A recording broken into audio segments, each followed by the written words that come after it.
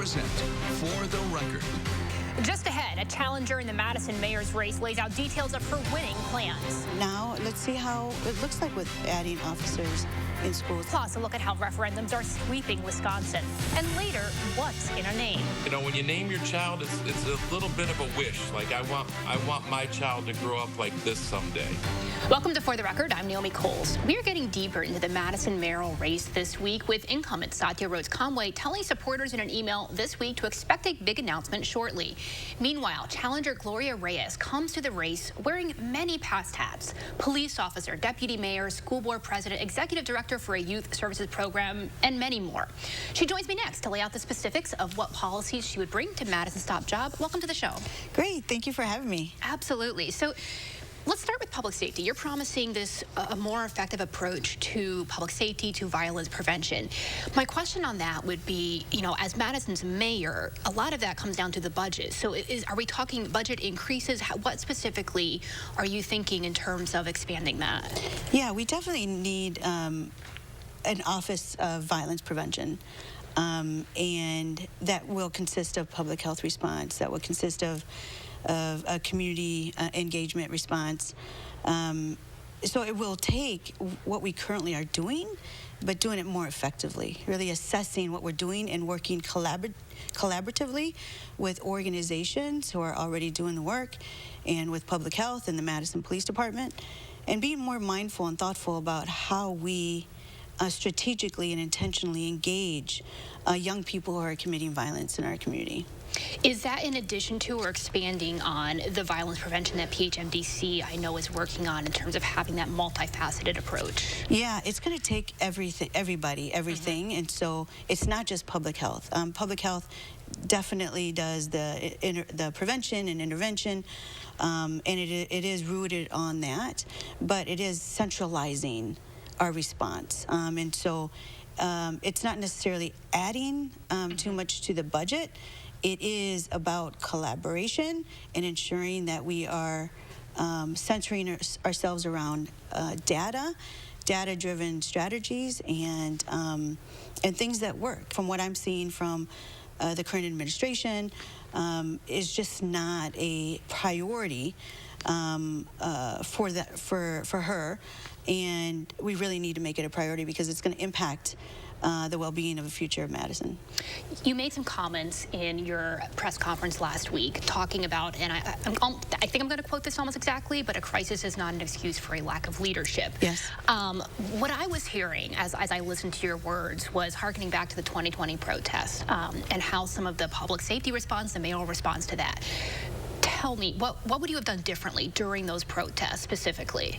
Yeah, I mean, I think, well, just going back to the pandemic, I mean, we were right in the middle of a pandemic, and we need a leader who's going to stand front and center every day alongside community, working with the biggest community in our city is the school district. I was president of the Madison School Board at the time, and you know, we didn't see much leadership. We felt we were on our own, having to deal with the challenges that we were experiencing, having to go virtual.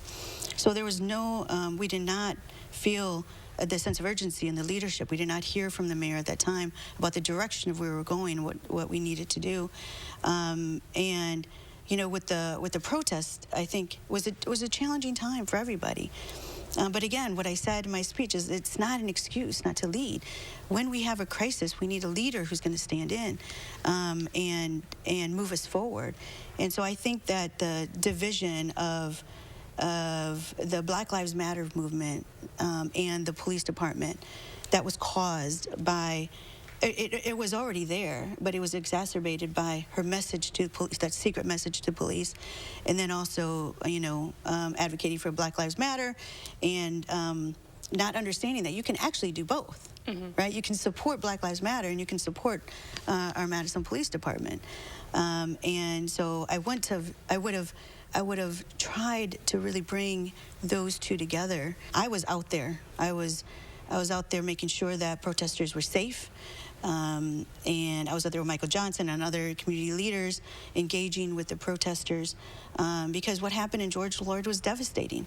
You know, the school board was experiencing some challenges at the time as well, and the topic of officers in schools. So were you going to get there? I was like, can we talk about that? Would you still agree with that decision in terms of removing officers from schools?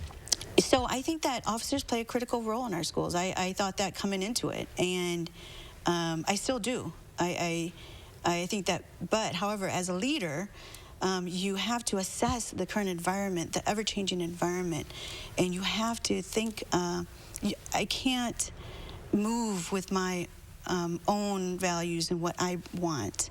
I have to really think about what is happening in the environment, what is the community saying at this very moment in time. Like I said, George Floyd was devastating.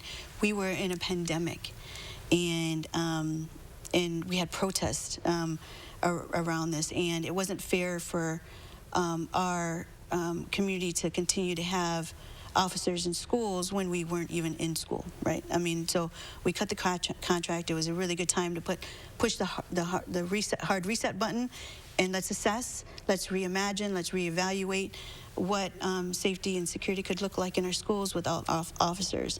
And then also, you know, it really moved, because officers became a focal point, it also moved us away from officers at the time. And it wouldn't have helped them to stay. They couldn't do their job effectively if they were continued to be criticized for their actions while they were in school. So knowing that we were going to be out of school for a while, that it was a good opportunity to reassess and evaluate. And I think now, I think we're at a really good place where the Madison School District has assessed and evaluated and really come up with some innovative solutions to respond to the behavior issues in school. But now let's see how it looks like with adding officers in schools, if that is something the direction we want to go. So that is something you would explore then? That is something I would explore. We'll continue our conversation with Gloria Reyes just after the break.